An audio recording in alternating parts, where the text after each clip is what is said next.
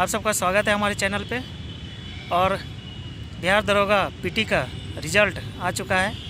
जिन भी भाइयों ने पीटी में सफलता पाई है उन सबों को बधाई और शुभकामनाएं कि आप लोग इसी तरह मेहनत कीजिए और मेंस में भी सफल होइए। दोस्तों, आज हमारे साथ मेंस पर चर्चा करने के लिए सिद्धार्थ झा, जो कि एसआई के रूप में हमारे साथ हमारे ही पटना ज़िला में पदस्थापित हैं, इनसे आज विस्तार से चर्चा करेंगे। तो सिद्धार्थ जी, आपका स्वागत है हमारे चैनल पे। धन्यवाद। तो बहुत सारे भाइयों का ये क्वेरी था कि क्या बिहार दरोगा मेंस के लिए कोचिंग पकड़ना सही रहेगा या सेल्फ ही करना बेहतर रहेगा। देखिए, जहाँ तक हमें लगता है कि जो है मेंस के लिए कोचिंग मत कीजिए। हम तो सेल्फ ही के थे, और अगर आप कहीं पहली बार पढ़ चुके हैं जो भी बेसिक चीज़ें, तो आपको कोचिंग करने का ज़रूरत नहीं है। आप पीटी भी निकाल चुके हैं, आपको एक्सपीरियंस भी है, इसलिए आपको ज़रूरी है कि आप जो है सेल्फ करें। काहे कि टाइम भी कम है, 3 महीना के आसपास है, इसलिए सेल्फ ही स्टडी करें। अच्छा, तो अब मेंस में जो है एक कुछ मतलब 10 या 15 क्वेश्चन जो है वो मैथ में रहता है, मैथ का क्वेश्चन रहता है। तो उसमें एक पोर्शन एडवांस मैथ का भी है। तो क्या एडवांस मैथ में कौन कौन सा टॉपिक से क्वेश्चन आते हैं और कौन कौन सा टॉपिक पढ़ना मेंस के लिए सही रहेगा? देखिए, एडवांस मैथ का बात करें तो उसमें मेंसुरेशन, ज्योमेट्री, अलजेब्रा, ट्रिगोमेट्री, ये 4 सेक्शन होता है। तो आप चारों सेक्शन में जो है आप एकदम बेसिक क्वेश्चन रहता है, फार्मूला बेस्ड क्वेश्चन रहता है। आप RS अग्रवाल से भी पढ़ सकते हैं, उसमें भी रहता है, वो बेसिक क्वेश्चन है, वहाँ से कर सकते हैं। नहीं तो अगर कुछ आपको जानना ज़रूरी है कि इससे जो है हम सीख लें, तो आप जो है एक हायर मैथमेटिक्स आता है लुसेंट का, 100 रुपये में आपको मिल जाएगा, उससे आप पढ़ सकते हैं। उसमें बेसिकली जैसे ज्योमेट्री है तो उसमें आपको थ्योरी पर लेना है और वो उसी पे डायरेक्ट क्वेश्चन रहेगा। फिर ट्रिग्नोमेट्री है तो फार्मूला सब पढ़ के उसी पे भी क्वेश्चन रहेगा, ये सब देखना है। फिर उसी तरह अलजेब्रा है, अलजेब्रा में जैसे a² + 1y² या फिर और जो क्वेश्चन होता है AQ + 1y AQ = क्या होता है, इस पर क्वेश्चन रहेगा। ये सब आपको अलजेब्रा में देखना है। और जो है मेंसुरेशन में आपको जो है 2-3 बार आप एक दो बार सवाल को अच्छा से बना लीजिए, 2 सवाल वहाँ से रहेगा और वो सवाल आपको उलझाएगा। यहाँ से आप जो है एडवांस मैथ पढ़ लीजिए। 4 क्वेश्चन बेसिकली एडवांस मैथ से आपको रहेगा। अच्छा, एक सवाल ये है कि क्या घटना चक्र पढ़ना सही रहेगा? कम समय में क्या वो कवर होगा और कितना वो फ़ायदेमंद रहेगा मेंस के लिए?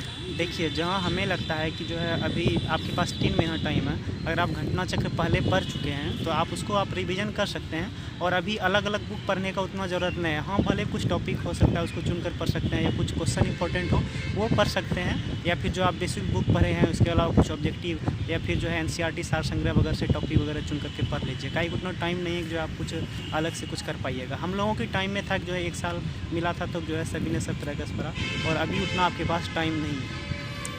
अच्छा, इसमें तो फर्स्ट पेपर हिंदी का रहता है, तो हिंदी के लिए आप क्या सजेस्ट करना चाहेंगे कि हिंदी में क्या किया जाए? जो भी हिंदी माध्यम का स्टूडेंट है जो या फिर हिंदी पढ़े हुए हैं, तो उसको हिंदी में कहीं दिक्कत नहीं होता है। अगर आपको कुछ लगता है कि हमें हिंदी में डाउट है या दिक्कत है, तो आप जो है एक लुसेंट का हिंदी ग्रामर आता है, उसी को आप कर लीजिए। उसी से जो है हम भी तैयारी किए थे, बहुत से एग्ज़ाम हम भी दिए हैं उसको पढ़ करके, और वो जो है अच्छा बुक है और वो सूटेबल भी एग्ज़ाम के लिए, वही आप ले लीजिए, उससे आप तैयारी कर लीजिए। अच्छा, ठीक है।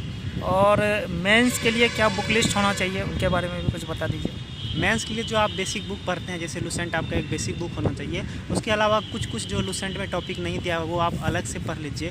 आप NCERT सार संग्रह यूज कर सकते हैं, क्राउन यूज कर सकते हैं। आपको टॉपिक चूज करके पढ़ना है। लुसेंट ऑब्जेक्टिव वहाँ से जो टॉपिक आपको लगता है अच्छा है, क्वेश्चन अच्छा आने वाला है। लुसेंट साइंस भी है, वहाँ से भी टॉपिक चुन करके, बायो का स्पेशल, वहाँ से आप ये सब चीज़ें कर सकते हैं। और जब आप अलग अलग बुक से टॉपिक चुन करके पढ़िएगा तो वो आपको बेनिफिट होगा और हर एक स्टूडेंट से आपको जो है अलग करेगा।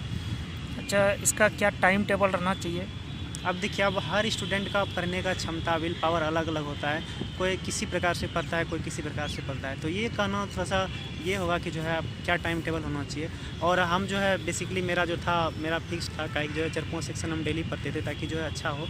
और हम नए सेक्शन में आए थे, बैंकिंग से नया पहली बार जो है इधर आ रहे थे, तो हम सोचे कि अच्छा से हमें मजबूती से करना पड़ेगा, काहे कि जो है कट ऑफ बहुत ज़्यादा जाता है। इसलिए जो है आप अपने अनुसार कर सकते हैं जितना भी पॉसिबल हो, लेकिन आप एक जो है अच्छे से कीजिएगा तो एक सही टाइम टेबल करके कि जो है 3-4 घंटे, 5 घंटे, 6 घंटे हमको डेली बेसिक चीज़ें पढ़ना चाहिए। उसके बाद जो आपको एक्स्ट्रा टाइम है उसमें सेट वगैरह कर सकते हैं। ये आपको जो है करना चाहिए। कम से कम 6 से 7 घंटा आपको डेली पढ़ना ही चाहिए। कोई भी स्टूडेंट रहे वो करता ही करता है।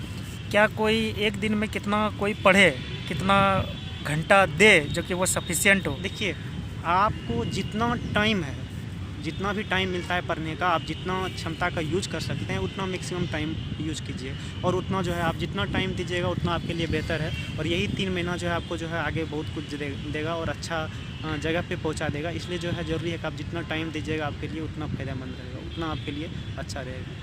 अच्छा, इसके लिए कोई बुक लिस्ट अगर आप सजेस्ट कर सकते हैं कि कौन कौन सा बुक पढ़ना चाहिए? तो वो सब बताएं आपको, जो है लुसेंट बैकग्राउंड बेसिक, आप बेसिक बुक यही सब पढ़िए।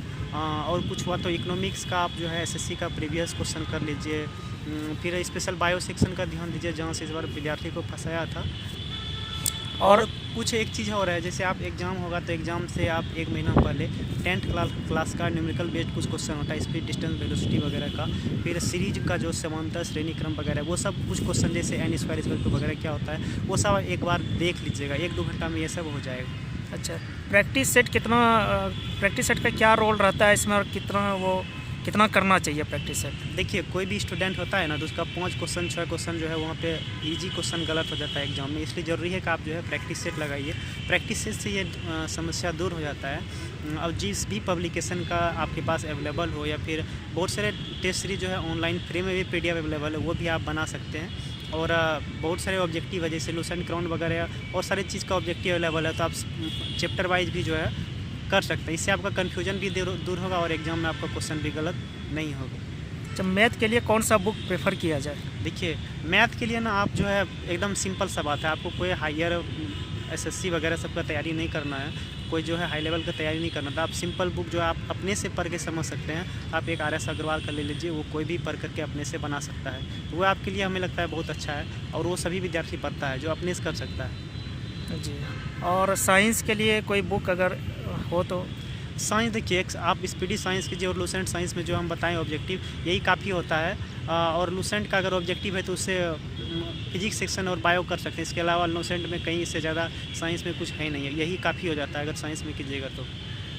ठीक है, उम्मीद है कि सभी सवालों का आप लोगों को जवाब मिल गया होगा। और जो भी आपके मन में सवाल होता है उसको आप कमेंट सेक्शन में ज़रूर डालिए, ताकि जो नेक्स्ट वीडियो आए आपके सवालों का उसमें सही से उत्तर दिया जा सके। जय हिंद दोस्तों। जय हिंद।